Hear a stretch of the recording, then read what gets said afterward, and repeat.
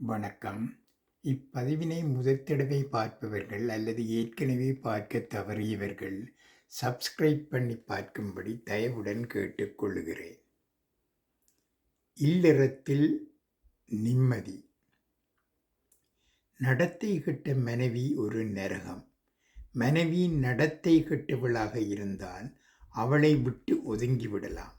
ஆனால் கோபக்காரியாகவோ குணம் கெட்டவளாகவோ இருந்தால் அந்த மனைவியை திருத்தி வழிக்கு கொண்டு வந்துவிட முடியும். பண்பான மனைவி கிடைத்ததும் கோப தாபங்களினால் வாழ்க்கையை வீணாக்கிக் கொள்ளக்கூடாது.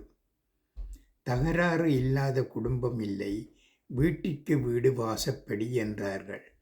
ஒவ்வொரு கூந்தலிலும் பேன் இருக்கும் என்பார்கள். எறும்பின் உடம்பு அதன் கையால் 8 சாண்.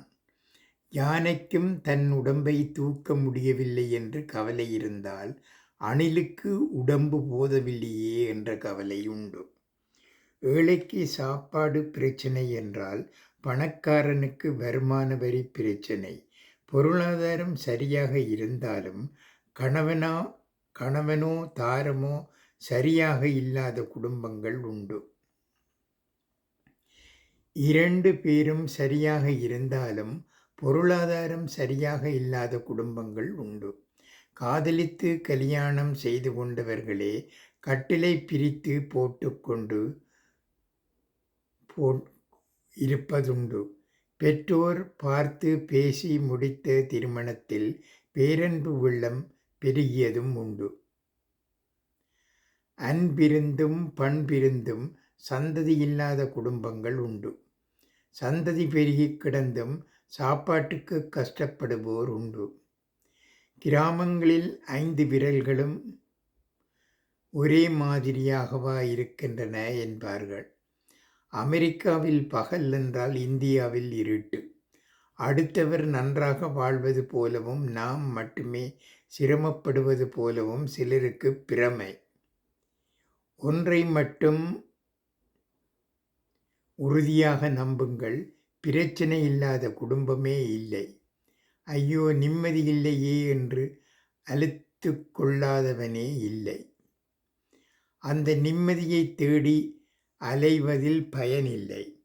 அது உங்கள் நெஞ்சுக்குள்ளே இருக்கிறது. வெளியிலிருந்து வீட்டுக்கு திரும்பும் போதே பிரச்சனையோடு திரும்பக்கூடாது.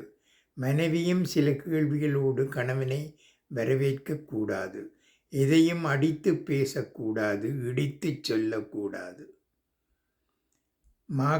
நீங்கள் வாங்கி வந்த காய்கறி மகா மட்டம் என்று மனைவி சொன்னால் எந்த நாய் சொன்னது என்று கேட்கக்கூடாது. தப்பாக வாங்கி வந்துவிட்டேன் என்று ஒப்புக்கொண்டு விட வேண்டும். பிரச்சனை அதோடு முடிந்துவிடும். சாப்பாடு மகா மட்டம் என்று கணவன் சொன்னால் எனக்கு தெரிந்தது இவ்வளவுதான், வேண்டுமானால் உங்கள் அம்மா வீட்டில் போய் சாப்பிடுங்க என்று மனைவி சொல்லக்கூடாது. இன்றைக்கு என்னவோ உடம்புக்கு சரியில்லை, படுத்து கிடந்தேன், நாளைக்கு நன்றாக செய்து வைக்கிறேன் என்று சொல்ல வேண்டும். மனைவி நல்ல புடவை கட்டினால் கோபித்து கொள்ளக்கூடாது. இன்னும் நல்ல புடவை கட்டம்மா, எவ்வளவு செலவானாலும் வாங்கி தருகிறேன் என்று சொல்ல வேண்டும். மனைவி குளித்துவிட்டு வரும்போது இப்போதுதான் நீ மகாலட்சுமி என்று புகழ வேண்டும். கணவன் வெளியிலிருந்து வரும்போது மனைவி ஐயையோ வியர்த்திருக்கிறதே, உடம்பு மெலிந்திருக்கிறதே என்று புலம்ப வேண்டும். மனைவியை கணவன் அம்மா என்று அழைக்க வேண்டும். மனைவி கணவனை ஐயா என்று அழைக்க வேண்டும். சில குழந்தைகளுக்கு பிறகு மனைவி கணவனுக்கு தாயாகி விடுகிறாள், கணவன் மனைவிக்கும் தாயாகி விடுகிறான். கோபத்தில் ஏதாவது வார்த்தை வளர்ந்து விட்டால் அன்று இரவே சமாதானம் செய்து கொள்ள வேண்டும். இலக்கியங்களில் கோபமே இல்லாத காதலர்கள் கூட செயற்கையாக ஒரு கோபத்தை வரவழைத்துக் கொள்கிறார்கள். அதன் பெயர் உடல். உடலுக்கு பிறகு கூடல் மிகவும் சுகமாக இருக்கும். தன் தாயை மனைவி நன்றாக நடத்தினால் கணவனுக்கு நிம்மதி. தன் தாய் வீட்டை பற்றி கணவன் பெருமையாக சொன்னால் மனைவிக்கு நிம்மதி. பள்ளியறையில் கணக்கு வழக்குகள் பேசக்கூடாது. அவர்கள் வசதியாக இருக்கிறார்கள், இவர்கள் வசதியாக இருக்கிறார்கள், எனக்குத்தான் ஒன்றுமில்லை என்று ஏக்கம் வரக்கூடாது. இந்த கட்டில் நல்ல கட்டில், இந்த அறை நல்ல அறை, அதுதான் எனக்கு பிடித்திருக்கிறது என்று நல்ல விஷயங்களையே பேச வேண்டும். கணவனோடு இருக்கும்போது மனைவி மல்லிகை முல்லை பூக்களை தான் சூட வேண்டும். கனகாம்பரம் நீலாம்பரம் போன்ற பூக்களை தொடக்கூடாது. தலைக்கு தேங்காய் எண்ணெய் அல்லது நல்லெண்ணெய் தான் தேய்க்க வேண்டும். ஷாம்பு போடக்கூடாது. பவுடர் போடுகிற பெண்ணானாலும் குளிக்கும் போது முகத்தில் மஞ்சள் பூச வேண்டும். மூக்குத்தி அணிந்த பெண் கணவனை மின்சாரம் மாதிரி இழுப்பவள். இன்னும் பெண்ணுக்கு மூக்கு குத்தாதவர்கள் குத்தி விடுங்கள். மூக்குத்தியிலும் கல்வாளை விசிறி மூக்குத்தி பேசரி என்பார்கள். விசேஷ சக்தி வாய்ந்தது. காஞ்சி காமாட்சி, மதுரை மீனாட்சி, திருச்சானூர் அலமேலு மூக்குத்தி இல்லாத தாயாரை பார்க்கவே முடியாது. காலில் பெருவிரலுக்கு அடுத்த விரலில் வெள்ளியால் மெட்டி போட வேண்டும். கணவனை கவர்ச்சிக்கும் பொருள்களில் அதுவும் ஒன்று. மாதவிலக்கான போது தலையில் பூ வைக்கக்கூடாது. சாதாரணமாக சமையற்கட்டிற்கே போகக்கூடாது என்பார்கள். மனைவியை சமைக்க வேண்டியிருக்கும் குடும்பங்களில் இன்றைக்கு இது சாத்தியமில்லை. முக்கியமாக கணவனும் மனைவியும் சிந்திக்க வேண்டியது வார்த்தைகளில் ஜாக்கிரதை வேண்டும். எள்ளை கொட்டினால் பொறுக்கி விடலாம், சொல்லை கொட்டினால் பொறுக்க முடியாது. முள்ளாலே பட்ட காயம் விரைவில் மாறும், சொல்லாலே ஏற்பட்ட காயம் மாறாது. கணவன் மனைவி உறவில் கணவன் மிகவும் நிதானமாகவும் உற்சாகமாகவும் இருக்க வேண்டும். மனைவி திருப்தி அடைய வேண்டும் என்றால் உறவின் போது வேறு சிந்தனைகளை மேற்கொண்டு உறவில் அதிக நேரம் எடுத்துக்கொள்ள வேண்டும். அதிலே ஒன்றை மட்டும் கணவர் உணர வேண்டும். உறவுக்கு மனைவியை நெருங்கும் போது அவளும் திருப்தியடைந்து நிம்மதியாக தூங்க வேண்டும் என்பதை கவனத்தில் கொள்ள வேண்டும்.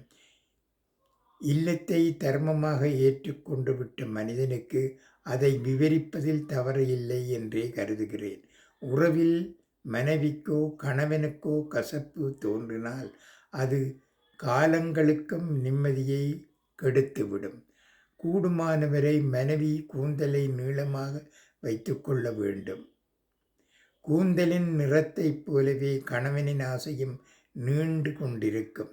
இரவு நேரத்தில் கருப்பு, இரத்த சிவப்பு, கடல் நீலம் ஆகிய நிறங்களில் சேலை உடுத்தக்கூடாது. காலையில் கணவன் வெளியில் செல்லும் போது கூடவே சென்று வழி அனுப்ப வேண்டும். வீடு சிறியதாக இருந்தாலும் பூசை அறை ஒன்று கட்டாயம் வேண்டும். அது இயலாது என்றால் ஒரு அலுமாரியாவது வேண்டும். ஒருவரை ஒருவர் அனுசரித்து போனால் உலகத்தையே தனக்குள் அடக்கி கொள்ள முடியும். 2 கைகள் தட்டினால் தானே ஓசை வரும் என்பார்கள். ஒருவனுக்கு கோபம் வந்தால் ஒருவர் விட்டு கொடுக்க வேண்டும். மீண்டும் சொல்கிறேன், எல்லாவற்றிற்கும் மனதுதான் காரணம். பெண்டாட்டிதானே சொல்லிவிட்டு போகிறாள் என்றும் கணவன் தானே பேசட்டும் என்று விட்டு கொடுத்து விட்டால் உள்ளம் குடிக்காது, உடல் வலிக்காது, ஊர் சிரிக்காது. ஒரு படத்தில் நான் ஒரு பாடல் எழுதினேன். நெஞ்சுக்கு நிம்மதி ஆண்டவன் சன்னதி, நினைத்தால் எல்லாம் உனக்குள்ளே, கொஞ்சம் மனமும் குளிர்ந்த வாழ்வும் கொண்டு வந்தால் என்ன நமக்குள்ளே. கவிஞர் கண்ணதாசன் அவர்களின் அர்த்தமுள்ள இந்து மதத்தில் இருந்து இல்லறத்தில் நிம்மதி என்ற இந்த பகுதி வந்துள்ளது. நன்றி, வணக்கம்.